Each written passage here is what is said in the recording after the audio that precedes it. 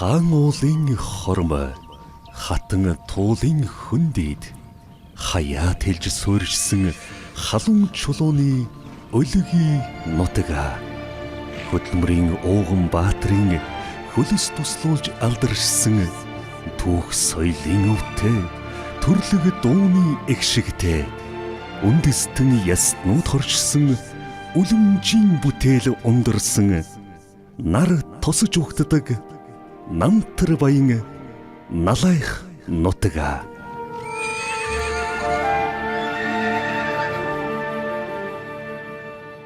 Тэртех 20 дугаар зууны эхэн үед буюу 1910-аад онд энэ л уудам хөндийд нүүрс химээх эх орны үйлдвэржилтийн тулгын галыг бадраах ашигт малтмал анх олдсноор суурин үүссэн түүхтэй. Нэгэн зууны туршид энэ л газарт их хөдөлмөр өрнөж уурхайчин залуус элч гэрлийн олборлон эх орныхон аж үйлдвэржилтийн анхны галыг өрдөж байсан бахархам бахтам түүх бий. Тухайн үед мянган залуус уурхайгаас гадна улстай ганцд тооцогдох шилний үйлдвэр шохойн завод зэрэг үйлдвэрүүдэд ажиллахаар Монгол улсын өнцөг булан бүрээс зорин ирдэг байлаа. Ингэж л их уурхайгаан дагаж байгуулагдсан налуу ухаа буюу налайхад хөдөлмөрч бүтээлч олон үндэстэн ястан үхрийн бөөр шиг алглан бүрдэж ихрийн сэтгэлээр эвлэлдэн нэгдэж эх орныхон хөгжилд гэрэл бадраажээ.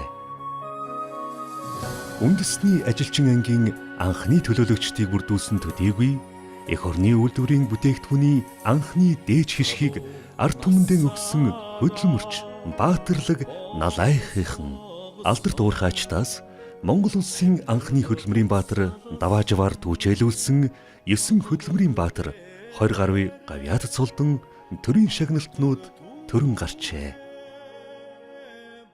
Ирээдүй хойч үеийн сайн сайхан улс их орныхон хөгжил цэцэглэлтийн төлөө залуунаас халуун сэтгэлэн зориулан уйггүй хөдөлмөрлөж шаргуу зүтгсэн буянт буурлууд ахмад наснуудынхаа хийж бүтээсэн өвлүүлэн үлдээсэн өг түүхийн жим мөрөөр өдрөөс өдөрт хот дүүрэг маань цэцэглэн хөгжсөөр байна. Налайх дүүрэг нь нийслэлээс зүүн урд зүгт 36 км-ийн зайд 68 мянган га талбайд олон үндэстэн ясны төлөөлөл болсон 40 мянган иргэн аж төрөн амьдарч байна. Хоймортой майхан улаан залж хатан тунмал туулгол тэрэлжийн голоон ундаалсан түүх домогдож Шингис уул суур хайрхнан дээдлэн шүтэж 100 ламын агуй ариавал гүнжийн сүмхийд мэлхий хад бүс нуур элэстэн 100 мод бүхий үзэгсэнд сайхан налайх нутаг өдгөөж үйлдвэржилт эрчимдээ хөгжиж байгаа хот хэвээр л байна. Налайх дүүрэг нь Монгол улсын автозамын босоо болон хэвтээ тэнглэгийн огтлолцолд оршдог. Автозам, төмөр зам, агаарын тээвэр хөгжсөн, эрчим хүчний найдвартай их үүсвэртэй, нийслэлийг цэвэр усаар хангаж байгаа дээд их үүсвэртэй шууд холбогдсон. Монгол орны аялал жуулчлалын гол бүс нутаг хамаардаг хүн амын дийлэнх олонхийг залуучууд болон хөдөлмөрийн насныхан эзэлдэг түгээмэл тархацтай ашигт малтмалын олборлолт ихтэй зэрэг давуу тал олон. 1921 оны ардын хувьсгалаас хойш Монгол улсын эмнэлгийн ууган байгууллагын нэг болох Налайх дүүргийн эрүүл мэндийн төв нэгдсэн эмнэлэгт эх орны гэрэлт ирээдүй ижи аавын элбэрэл хайр болсон мянган охид хөвгүүд дуугаан хатаан мэндэлж цагаан нөмрөгт баатрууд иргэдийнхэн эрүүл мэндийг сахин хамгаалах их үйлст өргөсөн тангарагта үнэн чишээр зүтгэж байна. Шин цагийн шин зууны нийгэмд дэлхийн нийтдээ хөл нийлүүлэн алхах эх орны гэрэлт ирээдүй эрдэм мэдлэгийн энэл өргөөнөөс энэл сурагчийн ширээнд дэлгэрч байна. 80 жилийн түүхтэй голомт цогцлбор сургууль улсын ууган цэцэрлэгүүдийн нэг улсын тэргүүний 23 дугаар цэцэрлэг зэрэг улс хуйн хвшлийн сургууль цэцэрлэгүүдэд эх орны маань гэрэлт ирээдүй болсон хүүхэд багчууд эрдэм мэдлэгт шамдан суралцсаар Зах зээлийн эрэлт хэрэгцээнд тулгуурласан дэлхийд үнэлэгдэх Монгол мэргэжилтийн бэлтгэн мэдлэг ба зогсолтгүй шинжилэлд тулгуурлан эх орныхон эдийн засгийн хөгжилд хувь нэмэр оруулахад чиглэсэн нийгмийн хариуцлагатай, ёс зүйтэй, чадамжтай мэргэжсэн ажилтан Монголын ууган мэргэжил сургалт үйлдвэрлэлийн төв бэлтгэн гаргаж байна. Монгол Германы хамтарсан ашигт малтмал технологийн их сургуулиас ирээдүйд аж үйлдвэрүүд эрдэс баялагаан баяжуулж бүтээгдэхүүн үйлдвэрлэж логистикт гаргах өндөр чанартай инженерүүд маргаашийн амжилттай удирдагчид суралцсаар шинэ налайх цэцэрлэгт хүрээлэн донд байрлах олон улсын стандартын хөнгөн атлетийн зам талбай 700 хүний суудалтай спорт цогцлбор. Энэ л зам талбай спортын тавцнаас төв дэлхийд гэрэн гайхуулсан спортын алдартнууд төрөн гарах нь дамжиггүй юм. Налайхчууд бол олон үндэстэн ясны өвөрмөц өв соёлоос бүрдсэн авьяаслаг ард түмэн билээ. 60 жилийн түүхтэй уурхайчдын соёлын ордонд казах түмний аялгау гიშгт доомбор хөгжим, загчин түмний бие биелгээ зэрэг олон үндэстэн ясны урлаг соёл, дуу хуур, ардын урлагаас орчин цагийн урлаг соёлыг манлайлан урлагийн алтан тайзнан цуурайтаж авьяас билгэн гайхуулсаар л байна. Өвөг дээдсийнхэн ариун гал голом тулсан Монгол улсынхан халдашгүй дархан байдлыг ам бие үл хайрлан батлан хамгаалахын эх орон төр ард түмэндэн андгайлан тангаргалсан цэрэг эх орны хүүгүүд алхаж явна. Алтан соёмбот төрийн далбаан дор эрэлхэх цогтой дайчдын жагсаал алхаж явна.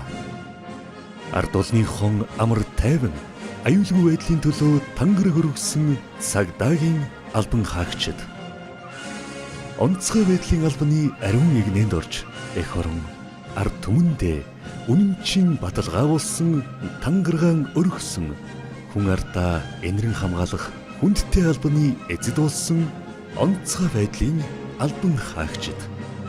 Улстай ганцд тооцогдох уул уурхайн аврах ангийн баатарлаг хамт олон сүр жавхлантайгаар алхаж явна. Ээж аавын эрэлхэг хөвгүүд эх орны баатарлаг дайчид эр цэргийн албан хаагчид сүр жавхлантайгаар алхаж явна. Налайх дүүрэгт хөдөө аж ахуй, газар тариалангийн үйлдвэрлэл, өрхийн аж ахуй эрхлэх таатай нөхцөл боломж бүрэн бий. Таван эрдэнүүлсэн мал сүрэг аммаллаж, мөн хүлэмжийн аж ахуй, газар тариалан эрхлэн, ашиг шимээрэн нэмэн өртөх шингэсэн бүтээгдэхүүн үйлдвэрлэж, өрхийн амжиргаагаа дээшлүүлдэг хөдөлмөрч иргэд олон бий. Налайх бол уул уурхай, түүхийд үйлдвэрлэлийн бүс төдийгүй Монгол улсын аялал жуулчлалын гол бүс нутаг юм. Түүх археологийн дурсгал, сүмхий дэлбэгтэй, байгалийн өвөрмөц тогтоц, онгон байгаль, ой хээр, уул нурууд, гол ус, урмал амтэн цогцолсон үзэсгэлэн төгөлдөр сайхан нутаг. Аялал жуулчлалын бүс нутаг болох Горих тэрэлжийн байгалийн цогцлборт газар нь 28 мянган га талбайг эзлэн Улаанбаатар хотоос 70 км, Дүүргийн төвөөс 33 км зайд аслагдсан байрладаг. Гадаад дотоодын аялагч жуулчдад үйлчилдэг зочид буудал амралтын газруудаас гадна нутгийн иргэд аялагч жуулчдыг Монгол ахуйтайгаан танилцуулах, байгалийн үзэсгэлэнт газруудаар морин болон явган аялал, завин аялал хийлгэх, хадны авиралт, нохой чарга зэрэг бүх төрлийн аяллаа үйлчлэгийг үзүүлдэг. Дэлхийн жишгт нийцсэн 5 одтой зочид буудлаас эхлээд нүүдэлчин ард түмний сууцуулсан 5 хантай Монгол гэрт тухлан саатаж болно. Монгол улсын урт болон дунд хугацааны хөгжлийн баримт бичигт налайх дүүргийг барилгын материалын үйлдвэрлэл, худалдаа, тээвэр логистик, технологи нутагшуулах парк, боловсруулах үйлдвэрлэл тулгуурлан хөгжүүлэхээр хөгжлийн чиг хандлагыг нь тодорхойлсон.